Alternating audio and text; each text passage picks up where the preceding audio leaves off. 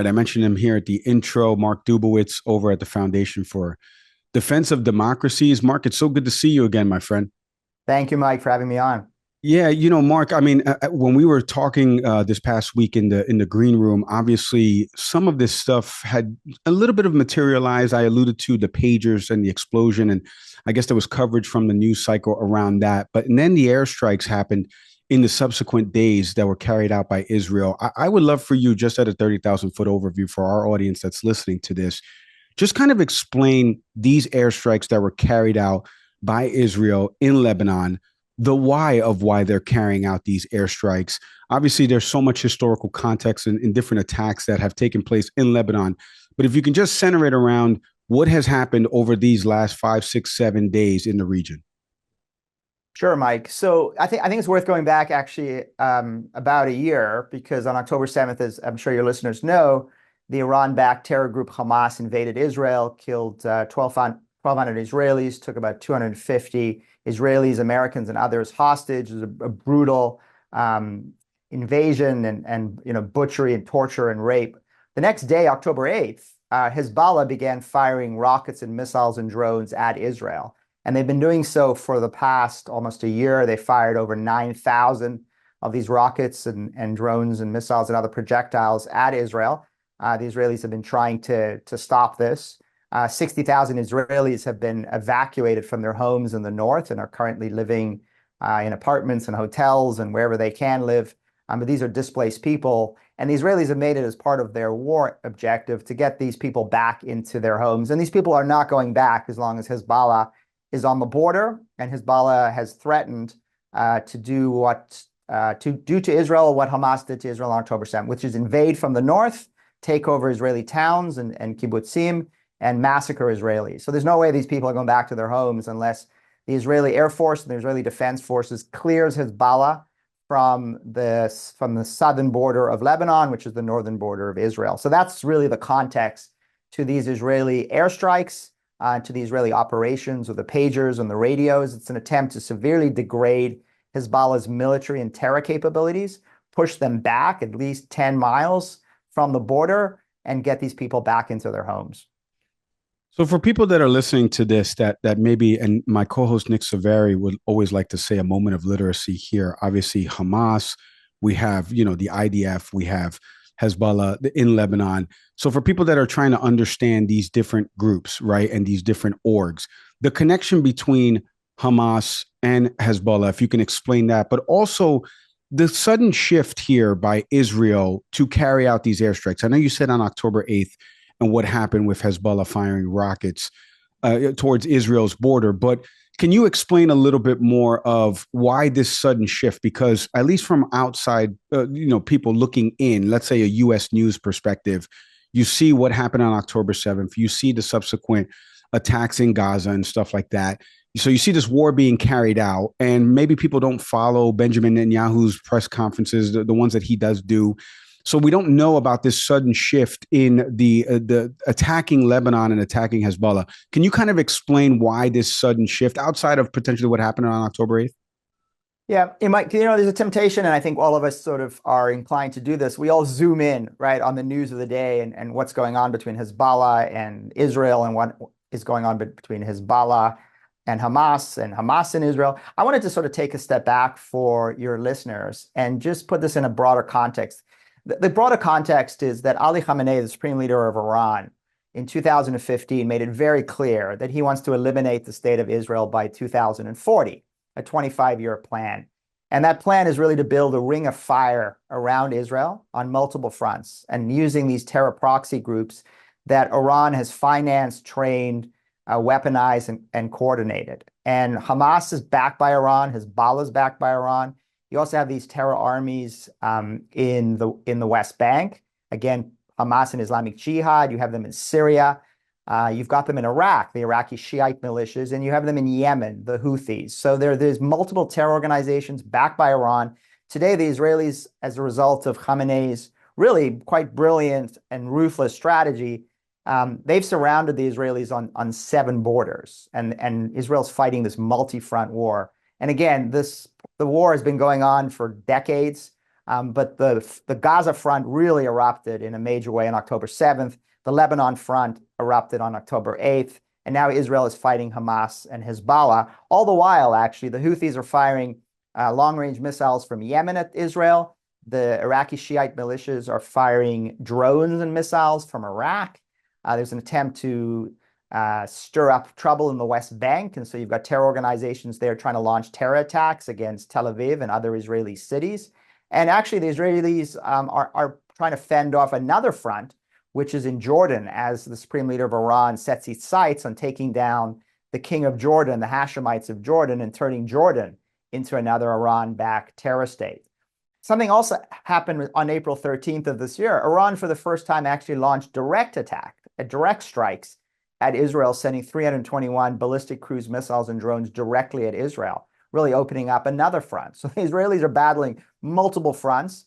And Khamenei is, again, set as his goal to destroy Israel within about 10 years, 15 years. I think he's actually accelerated the timeline from 2040. He sees an opportunity to go in for the kill shot and take out the Israelis and destroy the Jewish state earlier. And I should note, Mark, we were talking about this off air. I'll bring it over here. If you go over to fdd.org, and the organization that you work at, and you're the chief executive at, Iran sanctioned you in 2019. So nobody better to know Iranian policy and positions than you. I did want to actually pivot to positions and policies here on the U.S. side. Obviously, here at this show, we do a lot with members of Congress, interviews with them, journalists and correspondents covering news coming out of Capitol Hill. So this is going to be, I'm going to break this up into two parts. Let's start first with the Biden administration and their responses here, because I'm going to play for you in a second a clip that I want you to react on that recently came out from a Piers Morgan interview with Mehdi Hassan, both who have been on the show, funny enough. But I want to ask you first, Biden administration policy towards what has happened post October 7th and beyond. Kamala Harris has been a little bit more vocal about a two-state solution. And I know, Lebanon was at the beginning of this conversation, but we're talking about Israel, Gaza for a second. What do you make of what the Biden administration, Secretary of State Antony Blinken, have done with respect to trying to actually establish peace in the Middle East? Like, what can you actually guide for our audience as the Biden administration has done, either as a positive or a negative, that has impacted the region and has gotten us to where we are today?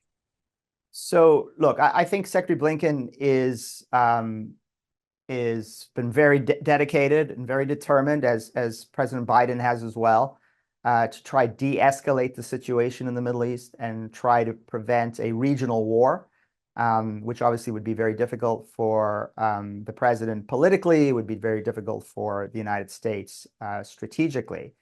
The problem is that I think there's a fundamental difference of understanding about how you actually de-escalate. I think that there are people on the Israeli side. I think there are people in the Republican Party. I think there are people in the U.S. military and in the Israeli military who really believe that the best way to de-escalate is you have to escalate to de-escalate, right? You have to punch your enemy in the face and make it very clear that they will suffer severe costs if they continue to try attack and kill your people, right? And I think that the Israelis have adopted this strategy since October 7th, and they are trying to severely degrade this Iran-backed threat network that I described earlier, and make it very clear to Hezbollah and Hamas and these other terrorist organizations that if you kill Israelis, the Israelis will take the fight to you disproportionately. We're not. This isn't tit for tat, right? We are going to hit you harder than you hit us, so that you will stop this war against us. The Biden administration has a very, very different philosophy, and that is that the United States and Israel certainly should not be hitting back hard. And if you hit back hard, it should be, quote, proportionate, not disproportionate. And we are suffering, the United States is suffering the results of that. I mean, the Houthis have basically shut down the Red Sea to international shipping, which has enormous strategic consequences and economic consequences for our allies and for the United States. This is sort of a ragtag group of militias trained by the Iranians, who've become now more sophisticated with sophisticated weaponry and drones, who literally have shut down the Red Sea. And the U.S. Navy is trying to play whack-a-mole in shooting down Houthi projectiles, but isn't willing to hit the Iranians, who are actually the source of the weapons and the intelligence and the support. The Iran-backed militias have also killed U.S. troops. 3 of them were killed in Jordan just a couple months ago. There have been about 170 attacks against U.S. troops since October 7th. We, the United States, have responded 12 times. So we have demonstrated that we're not willing to hit this Iran-backed network in any kind of profound way. And so they keep escalating against us, and things keep spiraling out of control. So you have a fundamental difference in understanding on the question of power and escalation and de-escalation between the quote Biden-Harris administration on the one hand and the U.S. military, the Israeli military, and certainly I think Republicans in Congress on the other. So let's stay on that for a second, because obviously, and I don't want you to get into too much of, obviously predicting the presidential race, but we do have 2 vastly different candidates, a former Trump administration during the 2016 to 2020 era, that has been championing that there's no foreign wars that were taking place. They have been championing that these wouldn't happen if I was there. We've had some former Pentagon correspondents and some former officials at the Pentagon say that there was some escalation that happened during the Trump administration. Maybe that could have caused some of this. I would love for you, again, to kind of break down, now that we have the race coming up and November will be a pivotal election on the national stage, what you think the Harris-Walz administration would do differently. I alluded to it a little bit more about this 2-state solution, and I understand that obviously the first gentleman is Jewish, so I know Vice President Harris has an understanding of what the plight of the Israelis and Jewish community is, in addition to understanding what is happening in Gaza and the plight of the suffering that's happening in Gaza. But I'm interested for you, just looking at it from a foreign policy perspective and the foundation that you guys sit at, what do you make of the Harris-Walz administration policy-wise, things that she's mentioned in interviews when she's been asked questions about the region? And then the Trump administration, you can even touch on him alluding that this wouldn't have happened under his watch, or how he said no rational Jewish person would vote for a Democrat. I mean, I would love for you to touch on that if you want to, but what do you make of what would be different starting in January of 2025 if a Trump administration, Trump-Vance administration takes office versus a Harris-Walz administration? Yeah, I mean, if past is prologue and that's what we can go on, it's hard to predict. But I think that the Harris administration seems to be quite obsessed with the sort of, I'd call it kind of the silver bullet or the magical solution of a 2-state solution, right? This has kind of bedeviled U.S. presidents and U.S. policymakers for decades. This idea that if we can bring peace to the Israelis and the Palestinians and create 2 independent states living side by side in peace, this would help us deal with some of these other complicated issues in the Middle East. And unfortunately, there's been multiple attempts to try and resolve this, multiple offers by multiple presidents and Israeli prime ministers to the Palestinians to establish this solution, this independent Palestinian state. Those have all been rejected, and it's a complicated history. We can go into it if you're interested. I think what I look at it is, I look at it from the perspective, again, of the Iranian Supreme Leader, Ali Khamenei, and this plan that he has to surround Israel on multiple borders, a ring of fire, to use these terror armies and to turn any territories he can into platforms to threaten not only Israel, but the United States and our presence in the Middle East. And I mentioned earlier that the Iranians today are trying to turn Jordan into an Iran-backed terror state and bring down King Abdallah, the Hashemite king, the family that has been ruling Jordan for decades. And they're doing this by flooding Jordan with weapons and with drugs, and trying to incite the majority Palestinian population of Jordan. Again, Jordan is majority 80% Palestinian, trying to incite them against the king and turn Jordan into that terror state. I have to say, I'm deeply skeptical that there will be an independent Palestine as long as the Supreme Leader of Iran continues to rule Iran, as long as the Islamic Republic exists, because they will absolutely do to Palestine what they've done to multiple countries and what they're trying to do to Jordan, which is to turn Palestine also into a terror state. And if Palestine becomes a terror state, that is a dagger in the heart of the Israelis, because Palestine would be literally a stone's throw away from major population centers in Israel, from Israel's only major airport, Ben Gurion Airport, and the terror that would be flowing from Palestine and the rockets and the missiles and the drones would be a security nightmare for the Israelis. So I think it's actually a foolish policy to pursue a, quote, two-state solution or a Palestinian state right now, as long as the Islamic Republic exists and the supreme leader has as his objective the destruction of Israel,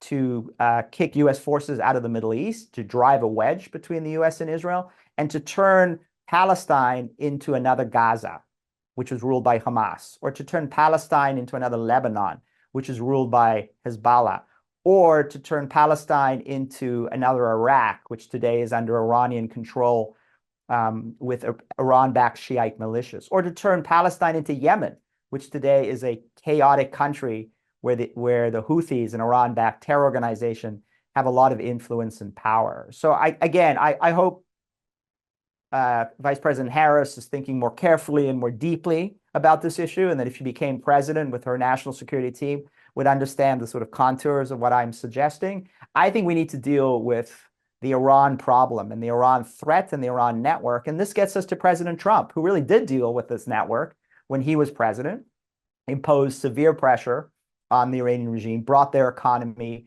to its knees.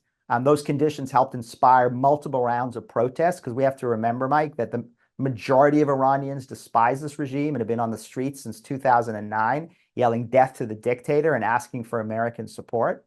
And President Trump also really, he killed Qasem Soleimani, the most dangerous terrorist that no one had ever heard of. Soleimani was the guy that was actually running the Supreme Leader's Ring of Fire strategy. He was the head of the Quds Force, the IRGC Quds Force, had a lot of American blood on his hand, as well as the blood of many Middle Easterners and Israelis. And Trump did what no U.S. president in the past was willing to do, which was kill Qasem Soleimani. When he did, the entire Iranian security and political system was paralyzed. They couldn't believe that an American president had killed Soleimani. And in fact, they didn't escalate their nuclear program. Most of Iran's nuclear weapons expansion has occurred since the election of President Biden, because President Biden announced that he was not going to follow this maximum pressure campaign of Trump's, and he was going to go probably pivot into more maximum diplomacy, maximum deference, and it's turned into maximum concessions. And the Iranians have gone from a quite small contained program under Trump to a massive expansion on their nuclear weapons program. And they're now a turn of the screw from developing nuclear weapons. So I would predict Trump would come into office with a much tougher policy on Iran. And I think a clear understanding that if you don't deal with the head of the snake, or the head of the octopus, as they call it, then you're going to have very little luck creating a peaceful, independent Palestine. You're also going to put the Israelis in a major security predicament. And you may also facilitate or turn a blind eye to Iran toppling the Hashemite kingdom in Jordan. And that would be a security nightmare for the United States. You know, Mark, one of the things I've appreciated about you in terms of kind of explaining some of this nuance, I think sometimes foreign policy, and you always see this in polls, or at least in focus groups that are conducted, where foreign policy tends to wane down towards the bottom of voter concerns, right? Because it's kind of out of sight, out of mind. I don't live over there. The war's not happening on this soil, but it does impact, like you mentioned, there's economic impacts in terms of export imports. There's also, the impact of sending troops, sending weapons, Congress sending aid. So in that vein, and as we put a kind of bow on this interview, I did want to place something for you. I alluded to it earlier, that happened in exchange between Piers Morgan and Mehdi Hassan over at Zateo News, as they were recently talking about this. And I want you to kind of listen to what they mentioned, because there's part of this that Mehdi mentions of an admission of understanding this, yet Piers, you're not able to understand this. And I kind of want you to fill in the blanks, because it leads to the bigger question, which Americans love, the ending of a movie, right, Mark? So how does this all end? But I want you to take a listen to this. Let's react on the other side. Everything, the world did not begin on October the 7th. 1978, Israel invades southern Lebanon. 1982, Israel invades southern Lebanon. Sabra and Shatila massacre. 2006, Second Lebanon War, murder 100 people. But you always make it sound like they're just doing this for the sake of it. They're not. What are they doing it for? Well, they've been provoked by Hezbollah. Hezbollah didn't exist in 1978. Yeah, okay, I'm talking about the specifics of going on now. The provocation since October the 7th. Hezbollah's first response to October the 7th was to unleash rockets on Israel. That's not true. On October the 8th. That's not true. That's not true. That is what happened. Where did they fire the first rocket? They fired rockets on the 8th. Where? Well, you tell me. No, you just said they fired at Israel. Where? Well, they fired in the direction of Israel. Where did they hit? They fired at the if you Sheba know the Farms. answer, tell me. I do. They fired at the Sheba Farms, which, as I said earlier, is an area of Syria. Well, the Lebanese claim it's Lebanon. Syria claims it's Lebanon. Israel says no and is occupying the Sheba Farms. They fired at Israeli military installations in the Sheba Farms. Now, have they got fired in Israel? So since? they were firing at Israel. They were firing Yes. at an area that Israel says is theirs. No, Israel doesn't say that. Israel says it's Syria's. Because remember, Piers, Israel is occupying Syria and the West Bank and Gaza. And Lebanon would argue parts of Lebanon. This is the problem, right? The core of the problem is Israel's territorial expansionism. It's a mess. So coming back to this, we were talking about this before, and you were talking about Israel putting out a bunch of fires across its border. And you kind of heard Mehdi there say about this territorial expansion. So in the broader context, like I mentioned before, of putting a bow on this, and I would love you to comment on what they said in the exchange. It feels like, just to me, as an independent journalist that's asking questions about this, it just feels like there's no admission by either side, right? Because anybody that I've had on here that's been a historian, that's written a book about the Israel-Palestine conflict, we've had professors from universities that are teaching about Israel studies at major universities.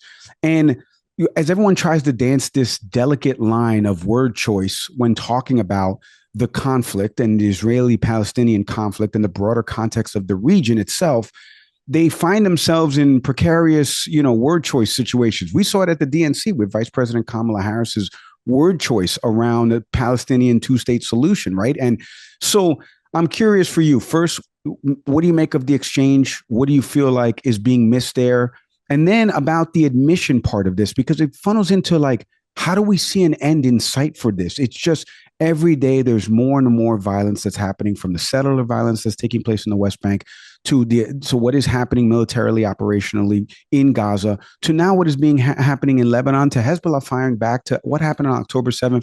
It seems like there's no end in sight here, and there's no admission by any of these parties in terms of how we get to a peaceful resolution. So what says Mark Dubowitz? Yeah, Mike. And again, I want to reiterate, I just think it's so important to zoom out. I mean, if you're getting into the to and fro and who's to blame and this and that, at the end of the day, like what you're missing is Ali Khamenei, the Iran supreme leader's strategy, right? The strategy to destroy Israel, the strategy to use these terror proxies, the strategy to use these terror proxies to take over land and then use that land as a platform to attack Israel. Right? That's the strategy, and that's what Israel's been fighting back against for decades. Israel hasn't occupied Gaza for 18 years. Israel withdrew from Lebanon 24 years ago. Israel withdrew from much of the West Bank, actually, through the 1990s and into the early 2000s. And so Israel, this idea that sort of occupation is leading to violence, it's a little hard to believe when Israel isn't occupying the lands, but instead the Iranians are occupying those lands for their terror armies and then using that land to attack Israel. Israel's in a defensive war. I mean, I actually think, Mike, that if the Israelis, I'll put it this way: if the Palestinians put down their weapons, their suicide belts, their rockets and drones, there would be peace between Israelis and Palestinians, right? As long as Iran stopped its aggressive expansionary activities to try and destroy the state of Israel. I think if the Israelis put down their weapons, I think everybody would admit, even Mehdi, that Israel would be destroyed. And if you don't admit that, then you probably didn't pay attention to what happened in October 7th and October 8th. And in fact, Mike, it's worth mentioning something as well, that Ali Khamenei's strategy was actually interesting, because I think Hamas jumped the gun on October 7th. The strategy of Khamenei and Hezbollah was actually to do October 7th in the north, with Hezbollah actually flooding over that border, taking over Israeli towns and kibbutzim, massacring Israelis. Have Hezbollah come from Lebanon and from Syria, link up with Hamas coming from the West Bank, occupy the Galil and the Golan in Israel, and then only then a southern sweep where Hamas comes out of Gaza, links up with Hamas coming out of the West Bank, takes over the south of Israel, towns like Ashdod and Ashkelon, consolidates now, and then goes in for the kill shot against Tel Aviv, and then marches on Jerusalem to take over Jerusalem. That was actually the plan. We know that was the plan of Ali Khamenei. Hamas jumped the gun on October 7th, and we've seen subsequently the events for the past 12 months. Well, Mark, I can't thank you enough for hopping on the program, giving us a couple minutes today to kind of explain all of this. You can go check out the Foundation for Defense of Democracies over at fdd.org. Mark Dubowitz, their chief executive. Mark, thank you so much for hopping on the program. Continued success to you, my friend. Please stay safe. Thank you, Mike. Really appreciate it.